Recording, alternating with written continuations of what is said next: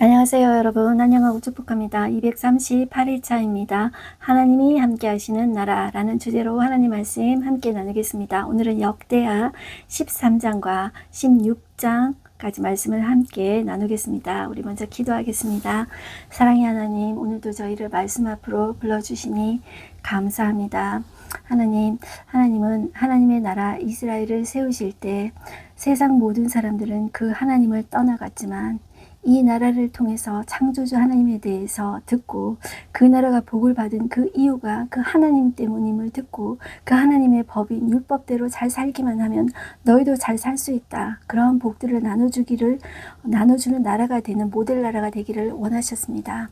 그러나 이 나라가 우상을 숭배하고 또 나라가 분열되게 되었습니다. 그러나 그 후에도 하나님의 긍휼하심은 계속되어서 다윗의 후손으로 하나님 다시 다윗의 언약을 굳게 하나님께서는 이어가시는 것을 볼 수가 있습니다. 오늘도 그 후손들을 통한 그 말씀들을 보면서 우리가 하나님의 살아계심의 증인이 되어지기를 소망합니다. 예수 믿는 것은 받은 증거 많다고 했습니다. 평생 예수 믿으면서 하나님의 살아계심과 하나님이 어떻게 역사하시는지 그것조차 알지 못한다면 우리는 교회 다녀도 헛것으로 다니는 것이 됩니다. 하나님 이 시간에도 하나님께서 말씀해 주시고 하나님이 어떨 때 함께 하셨는지를 우리가 알기를 소망합니다. 이 시간에도 우리의 눈과 귀를 열어주십시오. 예수님의 이름으로 기도드렸습니다. 아멘. 네, 오늘도 우리는 그 역대하 말씀을 통해서 제가 기도드린 대로 다윗의 후손을 통해서 다윗의 혈통을 통해서 남유다가 이제 흐르게 되죠. 두 지파밖에 되지 않습니다. 자, 여로보암은 10지파. 다윗의 후손으로 솔로몬 아들 르호보암 해서 두 지파밖에 되지 않습니다. 그렇지만 어떻게 하나님께서 역사하시고 어떨 때 또 하나님께서 또 벌을 내리시는지 그것을 보면서 우리 또한 그것을 이제 말씀을 붙잡고 기도해야 되는 것이죠. 그런 시간 되기를 소망합니다. 오늘은 두 왕이 나옵니다. 르호보암의 아들 아비야 그리고 그 아들 아사 이제 두 왕이 나옵니다. 열왕기 상에서 우리가 이미 봤죠. 그런데 이 아비야는 짧게 나왔어요. 그리고 열왕기사가 저자는 아비야에 대해서 평이 좋지 않습니다. 그냥 악한 왕이라고 하고 있습니다. 그러나 이 역대하 저자인 이 에스라는 그럼에도 불구하고 좋은 점을 찾아내어서 아비야가 이 전쟁 시에 어떻게 했는지 아비야가 하나님 붙잡았거든요. 그리고 아비야가 그때 어떤 말을 했는지 열왕기사가 저자보다도 3배나 많게 적고 있어요. 그래서 어떤 점이 다른지 우리는 비교해 봐도 그것이 참 좋겠죠. 그래서 사람들이 보기에는 저 사람 나쁜 사람이야 그렇게 이야기하지만 하나님이 보시기에 그 판단이 가장 정확한 판단입니다. 여러분들, 우리는 심판자가 아닙니다. 그렇기 때문에 어떤 한 사람에 대해서 나쁜 말을 들었다고 하더라도 우리는 절대로 같이 동조해서 비판하고 그러면 그것이 하나님의 자녀가 아닙니다. 저도 물론 그럴 때도 있었죠. 그렇지만 우리가 하나님의 자녀는 하나님의 닮은 모습을 우리는 갖춰야 하겠습니다. 자, 그래서 저와 여러분들이 그렇게 노력했으면 좋겠습니다. 아비야의 평이 그랬다는 것이죠. 그리고 아사는 상대적으로 조금 더 선한 왕이었어요. 그래서 3장을 걸쳐서 하례에서 이야기하고 있는데 아사는 41년 동안 통치했어요. 그러면서 하나님의 뜻을 따라 산다고 했는데 종교개혁을 2번이나 이루고 참 훌륭한 왕이었습니다. 그러나 그의 말년 한 5년 정도 그가 교만해졌어요. 그래서 하나님의 이제 음성을 듣지도 않고 하나님의 선견자를 옥에 가두기도 하고 그의 백성들을 핍박하기도 하고 그랬어요. 그게 그의 말년인데 그게 참 안타까운 그런 모습들이죠. 그렇지만 여러분들 한평생 하나님의 말씀 의지하고 산다는 게 그렇게 이 왕들의 모습을 보면서 쉽지 않았었던 것 같아요. 그러면서 이 모습을 보면서 우리는 내 자신들을 비춰보는 거울로 삼아야 할 것입니다. 자, 우리 역대하 13장을 열겠습니다.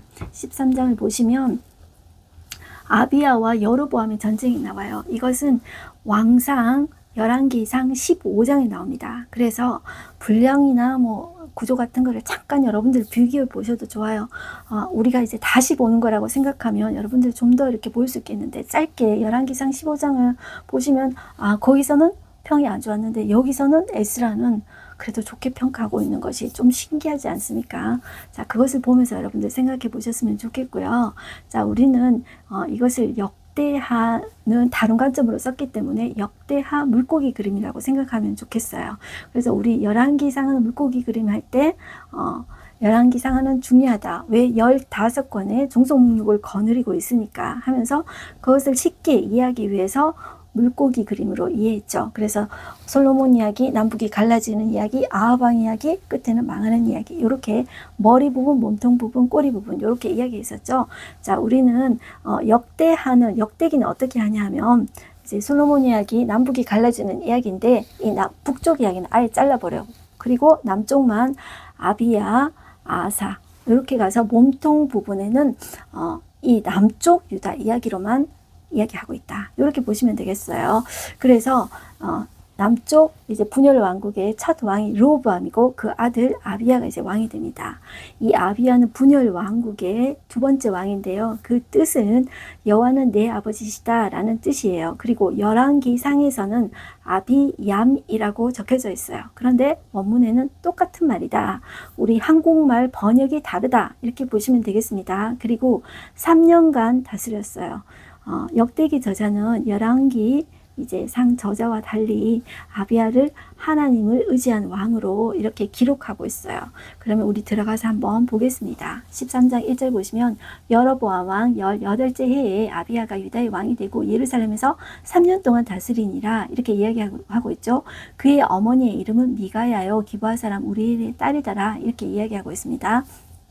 자, 3절 보시면 아비야는 싸움에 용감한 군사 40만 명을 택하여 싸움을 준비하였고 많기는 많죠. 40만 명이니까. 그런데 여로보암은 배입니다. 여로보암은 큰 용사 80만 명을 택하여 그와 대진한지라. 아비야가 에비라임 산 중 스마라임 산 위에 서서 이르되 아비야가 이렇게 말을 하는 것입니다. 그의 말은 군사적으로 절반밖에 안 되니까 상당히 열세하지 않습니까? 기가 죽을 수 있잖아요. 그런데 하나님을 의지하고 아비야가 말을 해요. 담대하게 이야기합니다. 4절 보시면 아비야가 에브라임 산 중 스마라임 산 위에 서서 이르되 여로보암과 이스라엘 무리들아 다 들으라. 5절 이스라엘 하나님 여호와께서 소금 언약으로 이스라엘 나라를 영원히 다윗과 그의 자손에게 주신 것을 너희가 알 것이 아니냐. 자, 소금 언약이라는 것은 성경에 2번 나와요. 자, 그런데 소금이라는 것은 부패를 방지해서 맛이 변하지 않는 이제 소금 특유한 그런 특성대로 하나님의 영원한 언약을 상징할 때 이제 이야기하는데 이것이 민수기에서 나오고 이것이 이제 오늘 여기에 나오는 이제 두 번째 나와요. 자, 여기에서 말하는 이 소금 언약은 변하지 않는 영원한 언약, 이 언약은 이 아비야가 다윗 언약을 붙잡는 거라는 것을 우리는 생각하셔야 돼요. 그래서 하나님은 변치 않으시잖아요. 사람은 거짓말하고 변하고 후회도 하고 그렇습니다. 그러나 하나님은 약속하신 것을 신실하게 지키시는 변하시지 않는 그런 하나님입니다. 그것을 소금의 이제 특성에 비유해 가지고 소금 언약이라고 했다는 것이죠. 이것을 누가 붙잡았다고요? 아비야가. 그런데 아비야는 열왕기사가 저자는 악한 왕이라고 했지만 이 열왕기사가 저자의 에스라는 이제 하나님을 의지하는 왕이라 3년 동안 했지만 그 선한 부분에 대해서 이야기하고 있어요. 자, 이스라엘 나라를 영원히 다윗과 그의 자손에게 주신 것을 너희가 알 것이 아니냐. 다윗 이야기하죠. 다윗 언약을 붙잡는다는 것입니다. 그러면서 여로보암을 고발합니다. 그 고발하는 내용을 6절부터 보실게요. 다윗의 아들 솔로몬의 신하 느밧의 아들 여로보암이 일어나 너는 신하지 않냐. 그런데 네가 일어나 자기의 주를 배반하고 남봉꾼과 잡배가 모여 따름으로 자, 이 남봉꾼이 히브리어로는 이런 뜻이래요. 텅 빈 사람들을 남봉꾼이라고 합니다. 그리고 잡배, 깡패 같은 사람이 모여서 따름으로 스스로 강하게 되어 솔로몬의 아들 르호보암을 대적하였으나 그때 르호보암이 어리고 마음이 연약하여 그들의 입을 능히 맞지 못하였었느니라 이렇게 이제 그 아버지 르호보암에 대해서 이렇게 어리고 마음이 연약했다 그냥 표현하고 있죠. 41세인데 뭐 그렇게 어렸습니까? 뭐 어렵지도 않았는데 자기가 보기에는 그렇다는 것이죠. 8절 이제 너희가 또 다윗의 자손의 손으로 다스리는 여호와의 나라를 대적하려 하는도다. 너희는 큰 무리요 또 여로보암이 너희를 위하여 신으로 만든 금송아지들이 너희와 함께 있도다. 너희가 아론 자손인 여호와의 제사장들과 레위 사람들을 쫓아내고 이방 백성들의 풍속을 따라 제사장을 삼지 아니하였느냐. 누구를 막론하고 어린 수동아지 한 마리와 수장 7마리를 끌고 와서 장립을 받고자 하는 자마다 허무한 신들의 제사장이 될 수 있도다. 자, 이런 여로보암의 그 혼합주의 있잖아요. 자, 단과 베델에 금송아지 세우고 제사장 아무렇게나 세우고 제가 하고 싶어요. 그러면 아무렇게나 장립 주고 이렇게 했다는 것이죠. 그걸 한다는 거죠. 고발하는 것입니다. 10절 우리에게는 그렇지만 우리에게는 여호와께서 우리 하나님이 되시니 우리가 그를 배반하지 아니하였고 여호와를 섬기는 제사장들이 있으니 아론의 자손이요 곧 레위 사람들이 수종을 들어 매일 아침 저녁으로 여호와 앞에 번제를 드리며 분향하며 또 깨끗한 상에 진설병을 놓고 또 등잔대가 있어 그 등에 저녁마다 불을 켜나니 우리는 우리 하나님 여호와의 계명을 지키나 너희는 그를 배반하였느니라. 자, 이것은 유다의 정통성에 대해서 말을 하는 거예요. 자, 정통성은 우리에게 있다. 너희는 10지파지만 너희는 그래. 그렇지만 정통성은 우리에게 있어. 하나님이 다윗에게 언약을 해주시지 아니하였느냐. 이걸 가지고 지금 주구장창 길게 누가 아비야가 말하고 있다는 거예요. 자, 12절 하나님이 우리와 함께하자 우리의 머리가 되시고 그의 제사장들도 우리와 함께하여 전쟁의 나팔을 불어 너희를 공격하느니라. 이스라엘 자손들아 너희 조상들의 하나님 여호와와 싸우지 말라. 너희가 형통하지 못하리라. 이렇게 이야기하고 있어요. 자, 13절에 보면 여로보암이 유다의 뒤를 들어 복병을 이렇게 두었어요. 자, 그런데 그걸 보니까 14절에 보면 유다 사람들이 뒤를 돌아보니까 사람들이 너무 많잖아요. 떠부르니까 얼마나 많아요. 그런데 자, 그 순간 14절 중간에 여호와께 부르짖고 제사장들은 뭘 했냐면 제사장들은 같이 싸운 게 아니라 나팔을 불었어요. 15절 유다 사람들이 소리 질렀어요. 그 소리 지른 건 하나님께 지른 것이죠. 유다 사람들이 자 소리를 지를 때 하나님이 들으신 거예요. 하나님이 여로보암과 온 이스라엘을 아비야와 유다 앞에서 치시니 하나님이 누구 편에 서신 것이죠. 이 아비야와 유다 백성 앞에서 서신 것이죠. 그래서 하나님이 그들을 치신 거예요. 누구를? 여로보암하고 그 백성을 치신 거예요. 16절을 보시면 이스라엘 자손이 유다 앞에서 도망하는지라 하나님이 그들의 손에 넘기셨으므로 아비야와 그의 백성이 크게 무찌르니 이스라엘 택한 병사들이 죽임을 당하고 엎드러진 자들이 50만 명이었더라. 자, 그때 이스라엘 자손이 항복하고 유다 자손이 이겼으니 이는 그들이 그들의 조상의 하나님 여호와를 의지하였습니다. 어떻게 해요? 승리의 비결은 사람 수에 있는 것이 아니라 하나님을 의지하는 데 있다. 이렇게 보시면 되겠습니다. 자, 그리고 21절 보시면 아비야는 점점 강성하며 아내 14을 거느려 아들 22과 딸 16을 낳았더라. 이것이 이제 뭐 왕권 강화의 의미로 이제 세속적인 의미도 있는 것이죠. 자식을 많이 놓고 아내를 많이 두면 왕권 강화를 한다. 자, 이렇게 이제 그 세속적인 의미도 있지만 그렇게 보시면 되겠습니다. 자, 그리고 아비야의 남은 사적과 그의 행위와 그의 말은 선지자 이도의 주석책에 기록되었다. 이렇게 이야기하고 있습니다. 14장부터 이제 14, 15, 16은 아사 왕에 대해서 3장을 할애해서 이야기하고 있어요. 선한 왕은 이제 좀 더 이제 에스라가 모델로 삼기 위해서 길게 말하고 있다는 것이죠. 이 3대 왕, 이 분열 왕국의 3대 왕 아사는 그 이름의 뜻이 치료자라는 뜻입니다. 41년간 다스렸어요. 열왕기에서는 이 아사를 다윗과 같이 여호와 보시기에 정직히 행하였다라고 이제 기록하고 있고 이 역대기에서는 여호와 보시기에 성과 정의를 행하였다라고 기록하고 있어요. 아사의 삶은 전반적으로 이렇게 선한 왕이었지만 하나님을 향해 있었지만 그의 말년 5년간은 하나님을 의지하지 않았음을 안타까운 사실들을 이제 이야기하고 있습니다. 한번 보실게요. 14장 1절 보시면 아비야가 그의 조상들과 함께 누움에 다윗성에 장사되고 그의 아들 아사가 대신하여 왕이 되니 그의 시대에 그의 땅이 10년 동안 평안하니라. 아사가 그의 하는 여호와 보시기에 성과 정의를 행하여 이방 제단과 산당을 없애고 주상을 깨뜨리며 아세라상을 찍고 유다 사람에게 명하여 그 조상들의 하는 여호와를 찾게 하며 그의 율법과 명령을 행하게 하고 또 유다 모든 성읍에서 산당과 태양상을 없애매 나라가 그 앞에서 평안함을 누리니라. 자, 이것이 종교 개혁입니다. 아사는 그의 이제 치리 기간 41년 동안 2번의 종교 개혁을 단행해요. 그런데 자, 이 첫 번째 이제 종교 개혁인 거예요. 자, 우리 종교 개혁 그러면 우리 마지막에 이제 요시야 왕을 생각하잖아요. 히스기야 왕도 있었죠. 그런데 이 아사 왕도 이런 종교 개혁을 했다는 것이죠. 우상 찍고 깨뜨리고 태양상도 없애고 모든 성읍에서 산당을 없애고 자, 그렇게 했을 때 하나님께서 그 앞에서 평안함을 주셨다. 이렇게 이야기했습니다. 6절 보시면 여호와께서 아사에게 평안함을 주셨으므로 그 땅이 평안하여 열흘 동안 싸움이 없은 거예요. 그런데 자, 그때 이제 견고한 성읍들을 아사가 건축했는데 자, 우리 앞에서도 볼 수 있었죠. 내가 평안하고 나라가 잘 되고 그럴 때 불강해질 때 우리 앞에 왕들은 이렇게 생각했습니다. 르호보암도 내가 잘해서 그랬지 교만했죠. 그런데 이 아사 왕은 그렇지 않았어요. 자, 그 평안의 이유가 하나님이 평안을 주셨다는 것을 이 아사 왕은 알아요. 그래서 7절 보시면 아사가 일찍이 유다 사람에게 이르되 우리가 우리 하나님 여호와를 찾았으므로 이 땅이 아직 우리 앞에 있나니 우리가 이 성읍들을 건축하고 그 주위에 성곽과 망대와 문과 빗장을 만들자. 우리가 주를 찾았으므로 주께서 우리 사방에 평안을 주셨느니라. 이거를 아는 거예요. 그러니까 우리도 이렇게 해야 되는 거예요. 하나님이 우리에게 평안을 주시고 이제 부흥을 주시고 견고하게 해주실 때 내가 잘해서가 아니라 누가 해줬기 때문에 하나님이 해주셨기 때문에 이것을 아는 게 정말로 중요하다는 거예요. 이것을 보면서 이 역사를 보면서 우리도 이렇게 살아야 돼요. 그래서 르호보암 그 정말 3년 동안 그 평안함을 누렸잖아요. 그 이후에 또 교만해졌잖아요. 그 얼마나 안타까워요. 그죠? 계속 이것이 오래 가기 위해서는 내가 잘해서가 아니라 하나님이 해주셨다. 이 평안의 이유가 어디에 있다? 나에게 있는 것이 아니라 하나님께 있다. 그것을 내 입으로 고백하고 선포하는 것이 너무너무 중요하다는 거예요. 자, 그렇게 했기에 하나님께서 계속적인 승리를 주시는 거예요. 자, 여러분들 그냥 조그마한 승리 그것 가지고 계속 취해서 기뻐하면은요.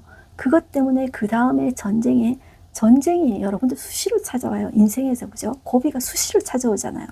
그 다음에 그 작은 승리로 인해서 그것이 다음에는 오히려 패배하게 하는 원인이 될 수가 있어요. 인생이 그래요. 우리가. 그래서 자, 어떤 일이 또 있었냐면 전쟁이 또 오는 거예요. 자, 8절에 보시면 아사의 군대는 유다 중에 큰 방패와 창을 잡는 자가 30만 명이고 베냐민 중에서 28만 명이라고 나와요. 그들은 다 큰 용사라고 나오는데 9절에 보면 이 이집트 북아프리카 연합군이 있어요.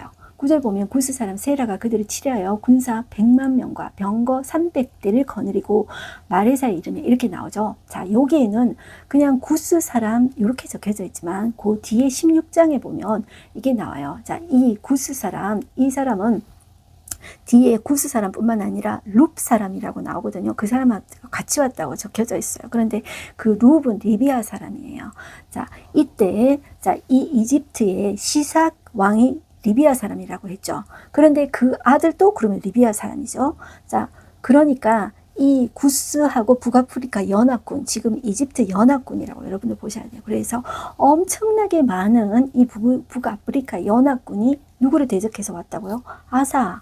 2지파밖에 안 되는데, 자, 그 연합군이 몰려왔는데 얼마나 여러분들 부족합니까? 자, 10절 보시면 아사가 마주 나가서 마레사의 스바다 골짜기에 전해를 가지고, 자, 여기는 마레사는 예루살렘 바로 턱 밑이에요. 바로 턱 밑에 왔다는 거예요. 자, 그때 11절 그 아사의 태도를 우리 마음속에 새겼으면 좋겠어요. 아사가 그의 하나님 여호와께 부르짖어 이르되 여호와여, 힘이 강한 자와 약한 자 사이에는 주밖에 도와줄 리 없사오니 우리 하나님 여호와여, 우리를 도우소서. 우리가 주를 의지하며 주의 이름을 읊다가고 이 많은 무리를 치러왔나이다. 여호와여, 주는 우리 하나님이시오니 원하건대 사람이 주를 이기지 못하게 하옵소서 하였더니, 자, 이것이 우리의 기도 제목이어야 합니다. 그는 자신의 처지를 너무나도 잘 알고 있었어요. 사람이 주를 이기지 못하게 하소서. 이것이 우리의 기도가 되어야 합니다. 그러기 위해서는 우리가 먼저 하나님이 내 편이 아니라 우리가 하나님 편이 되어야 하겠습니다. 그때 하나님께서 그 기도를 들으신 거예요. 12절 보시면 여호와께서 구스 사람들을 아사와 유다 사람들 앞에서 하나님 치셨어요. 그러니까 구스 사람이 도망한 거예요. 자, 그래서 패망하였다. 그렇게 이야기하고, 여러분들 어디 보시냐면 13절 끝에 보시면 여호와 앞에서와 그의 군대 앞에서 패망하였습니다. 노력할 물건이 매우 많았더라. 여호와께서 그날 사면 모든 성읍들을 두렵게 하시니 무리가 그의 모든 성읍을 치고 그 가운데 있는 많은 물건을 노력하고 또 짐승 지키는 천막을 치고 양과 낙태를 많이 이끌고 예루살렘으로 돌아왔더라. 자, 이렇게 전리품을 가지고 돌아왔더라. 이렇게 이야기하고 있죠. 15장에 보시면 그는 전쟁에서 승리하고 돌아와요. 전쟁에서 승리하고 돌아오면 교만하기 쉽죠. 사람이 여러분들 그래요. 화장실 들어갈 때 하고 나올 때 다르다고. 화장실 들어가기 전에는 급해가지고 하나님 이 몸만 살려주십시오 했는데, 자, 볼일 잘 보고 나왔어요. 그러면 마음 딱 변하는 게 우리 역사에 많은 그런 왕들이, 그런 사람들이 있었잖아요. 아사 왕도 그럴까봐 하나님이 1절 보시면 하나님의 영이 오데세 아들 아사랴에게 임하시며 선지자 아사랴를 보내요. 그래가지고 아사랴를 통해서 말씀해요. 그가 교만해질까봐 하나님 말씀하시는 거예요. 거기에 이 아사 왕이 순종해요. 그리고 또다시 자기 자기 자신과 그 백성들을 또다시 종교 개혁을 해요. 정말 감사하지 않습니까? 자, 2절 보시면 그가 나가서 아사를 맞아 이르되 아사와 및 유다와 베냐민의 무리들아 내 말을 들으라. 너희가 여호와와 함께하면 여호와께서 너희와 함께 하실지라. 자, 이거예요. 자, 내가 하나님이 내 편에 서야 된다. 하나님을 나를 이끄는 게 아니에요. 그죠? 내가 하나님 편에 서야 된다는 것을 이야기하는 거예요. 그래서 내가 하나님 편에 하시면 너희가 여호와 함께하면 내가 하나님 편에 서면 이 말입니다. 여호와께서 너희와 함께 하실지라. 너희가 많이 그를 찾으면 그거예요. 그게 먼저이지. 내가 하나님 찾지도 않았는데 하나님 그냥 무조건 내 편이셔야 됩니다. 이게 아닌 거예요. 그러니까 우리가 순서를 바로 해야 된다는 것이죠. 너희가 많이 그를 찾으면 그가 너희와 만나게 되시려니와 너희가 많이 그를 버리면 그도 너희를 버리시리라.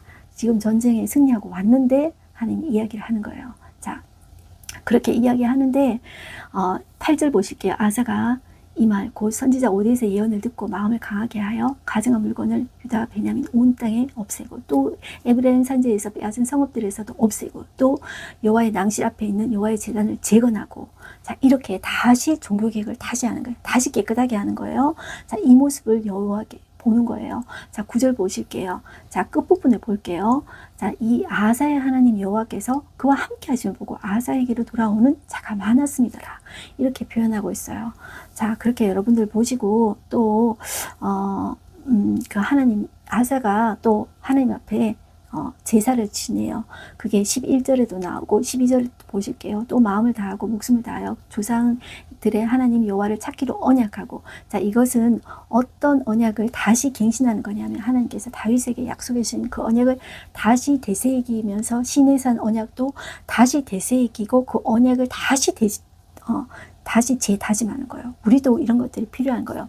우리가 말씀을 읽으면서 알고 있었죠? 기억하는 거를 다시 기억하고 우리 입으로 선포하면서 하나님 제가 부족하지만 그렇게 또 살래요 입으로 이렇게 선포하고 고백하는 것이 필요해요. 자, 이런 일들을 전쟁에서 승리하고 나서 다시 했다는 거예요.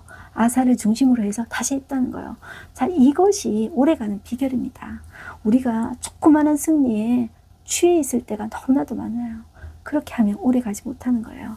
자, 그렇게 하고 이제 백성들이 동의한 거예요. 13절 보시면 이스라엘 하는 여호와를 찾지 아니하는 자는 대에서 남녀를 막론하고 죽이는 것이 마땅하다. 자, 이렇게 무리가 이제 동의하고 자, 이렇게 했다는 것이죠. 그리고 이런 일도 있었다는 거예요. 16절 아사 왕의 어머니 마아가가 자, 이것은 그 아비암 그 아버지 아비암의 이제 아내가 미아가라고 나오죠. 이것은 이제 어머니가 아니라 이게 할머니라고 보시면 돼요. 자, 이 유대에서는 어머니, 할머니 이 원어적으로 같이 쓴다 그랬죠. 그래서 우리가 번역하면서 이제 어머니라고 했는데 원래는 이 마아가가 할머니라고 보시면 됩니다. 자, 할머니도 예외 없다. 아세라의 가증한 목상을 만들었으므로 아사가 그의 태호의 자리를 피하고 그의 우상을 찍고 기드론 시내가에 불살랐다. 이렇게 이야기하고 있어요. 그래서 끝에 보시면 19절 이때부터 아사왕 35년까지 다시는 전쟁이 없습니다. 35년까지 전쟁이 없었어요. 자, 이 말은 그 다음 36년부터 전쟁이 있다 이 말이죠.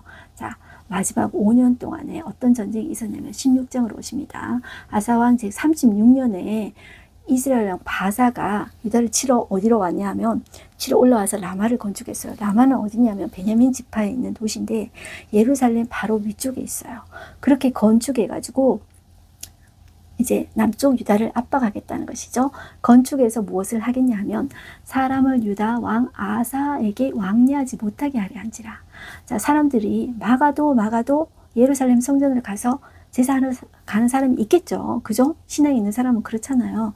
그러니까 그걸 쫓아도 못하게 왕래를 못하게 하려고 라마를 건축하게 한 거예요.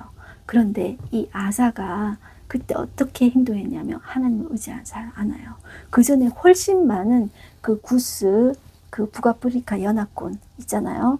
왔을 때 하나님 의지했잖아요. 하나님 부르시셨잖아요. 그런데 지금 바사 왕이 북쪽 이스라엘 바사왕이 이렇게 하는데 누구한테 도움을 의지하냐면 2절 보시면 아사가 여호와의 전 곳간과 왕국의 곳간에 은금을 내어다가 은금 다 내어다가 아람 왕, 다메섹에 사는 아람 왕 베나단에게 보내는 거예요. 아람 왕의 이름이 이제 베나단이에요. 이집트의 왕의 이름이 바로인 것처럼 이 베나단은 뭐 죽지도 않고 살아왔네. 그게 아니라 이제 왕의 이름이 베나단이다. 이렇게 보시면 되겠습니다. 자, 보내어서 자, 이렇게 이야기를 한 거예요. 자, 이제 도와주십시오. 이렇게 한 거죠. 4절 보시면 베나닷이 아사왕의 말을 듣고 그의 군대 지휘관을 보내어 이스라엘 성읍들을 치되 이온과 단과 아벨마임과 납달리의 모든 국고성을 쳤더니, 자, 이 이스라엘 북쪽 지역을 친 거예요.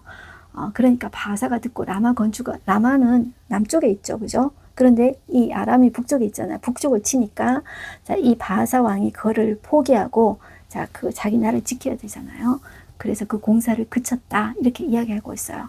자, 그런데 이 아사 왕은 그 무리를 거느리고 바사가 라마 건축하던 그 돌과 제목을 운반하였다가 오히려 더 위쪽으로 쳐들어가서 게바와 미스바를 건축하였더라.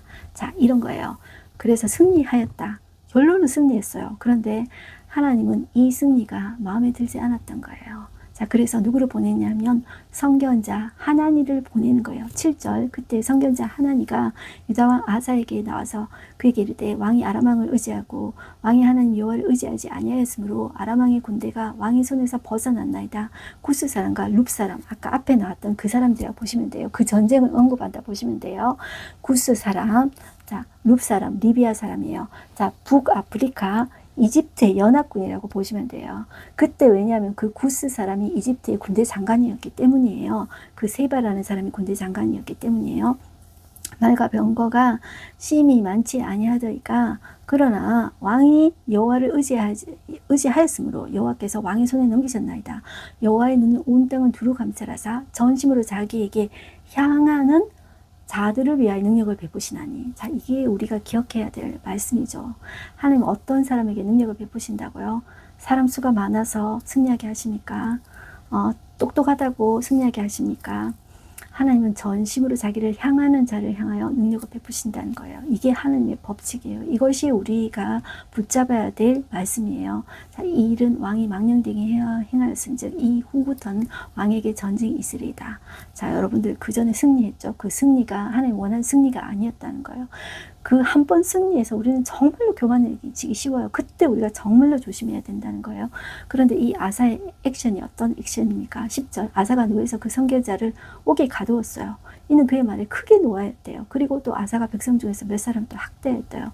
자, 아사는 이제 죽게 됩니다. 그리고 12절에 보면 아사가 왕이 된 지 39년에 그의 발에 병이 들어서 매우 위독했어요.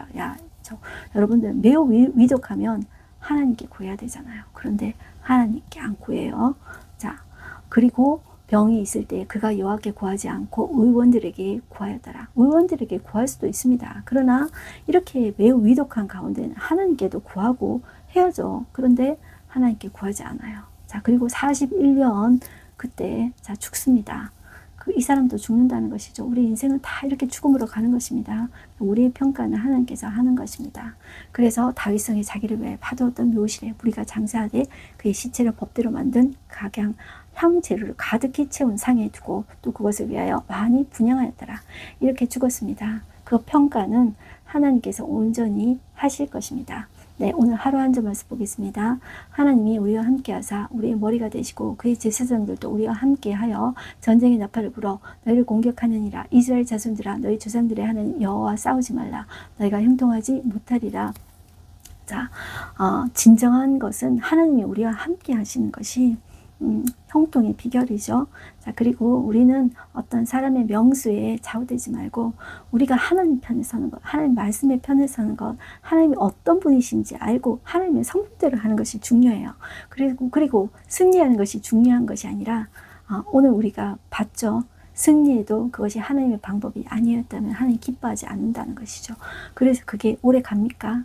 오래 가지 못한다는 것이죠. 그러니까 우리는 인생을 볼 때 길게 이렇게 봐야 되는 거예요. 길게 보는 것이 하나님의 관점에서 봐야 된다는 것입니다. 그래서 우리의 잔머리를 의지하지 말고 살면 좋겠어요. 잔머리를 의지하는 거 제가 너무 싫어한다 그랬는데요. 잔머리를 의지하면 잔챙이가 됩니다. 우리는 하나님 앞에 조금 어리석어 보이더라도 하나님께 의지하고 말씀 꼭 붙잡는 사람 되었으면 좋겠습니다. 기도하겠습니다. 하나님 아버지 감사합니다. 오늘도 저희가 이 아비암과 아사왕을 보면서 우리가 어떻게 살아야 되는지를 봅니다. 우리가 어떤 사람이 적고 많고에 좌지우지되고 우리의 마음이 흔들리는 것이 아니라 하나님을 바라보는 그 하나님께 시선을 고정하는 우리가 되어지기를 소망합니다. 그래서 하나님 말씀 꼭 붙잡고 살아갈 때 하나님께서 평안을 주시는 것이 진정한 평안이라는 것입니다. 작은 승리에 교만을 지지 말고 우리의 온 인생 가운데 하나님을 의지하는 인생 되어지게 해주시고 그 삶에서 우리가 하나님의 증인 되어지게 해주시고 말씀의 증인 되어지게 하여 주시옵소서. 그것이 우리의 사명인 줄 알고 있습니다. 하나님 이 말씀을 듣는 모든 사람마다 하나님 그 말씀의 증인 되어질 수 있도록 역사해 주십시오. 예수님의 이름으로 기도드렸습니다. 아멘. 여러분들 승리하십시오. 화이팅입니다.